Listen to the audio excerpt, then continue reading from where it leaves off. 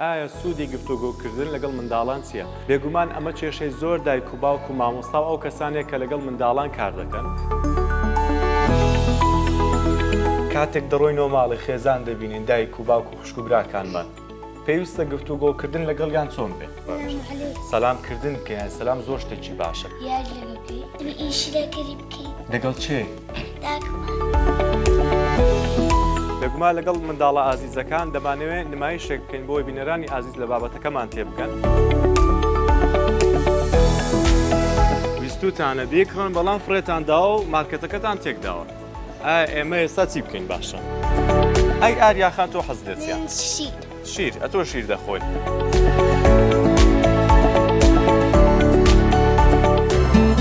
باشترین یەکشەممە کاتژمێرنەوە.